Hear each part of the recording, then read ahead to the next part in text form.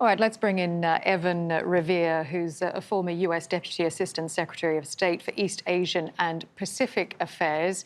Evan, what do you make of the timing of all of this? Why is Kim Jong-un chosen now to show off North Korea's missile capabilities? Well, that's the right question to be asking. I think there are several things that North Korea is up to here. First and foremost, the initial test of that cruise missile the other day was in part a response to what the South Koreans had done by testing a submarine-launched ballistic missile. But more importantly, I think what the North Koreans are doing here is implementing what Kim Jong-un said he would do earlier this year, which is to demonstrate that they intend to improve their ballistic missile and overall missile capabilities, as well as their nuclear capabilities. So he's showing that he meant what he said earlier this year. But there's another important factor here. Yeah, go ahead. Go on.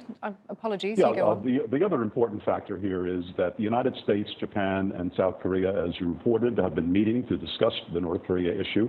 And this is North Korea's way, these additional launches, of getting the attention of those three countries, those three parties, and telling them and reminding them that the threat is growing, the threat is getting better, greater, and more sophisticated. And you, the United States, you, Japan, and you, South Korea, had better come up with some concessions. And so this raises the sense of threat in those three countries in order to get something more at the bargaining table.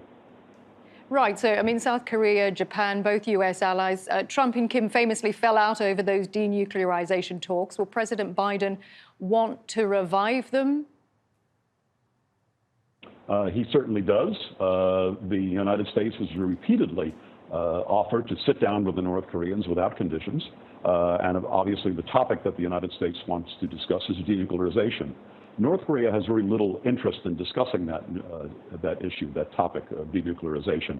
They regard themselves as a de facto nuclear weapon state, and they intend to remain as such. But it doesn't mean that they won't talk to the United States and the other parties. And as I said a moment ago, this is their way of trying to extract more concessions and a bigger payday for them if and when these talks resume. And do they need sanctions lifted? Because although it's very difficult to get information out of North Korea, we understand that the economy is hurting and that there are a lot of starving people there. Do they need these economic sanctions lifted? They want these economic sanctions lifted. The sanctions are hurting the economy, although I think economic mismanagement is probably hurting the North Korean economy even more. But at the top of their list right now, the North Koreans want the sanctions eased and removed, but they also want other things down the line. They want an end to military exercises in the South, and ultimately their goal is to see if they can get the United States to remove its forces from the Korean peninsula. That's very unlikely to happen.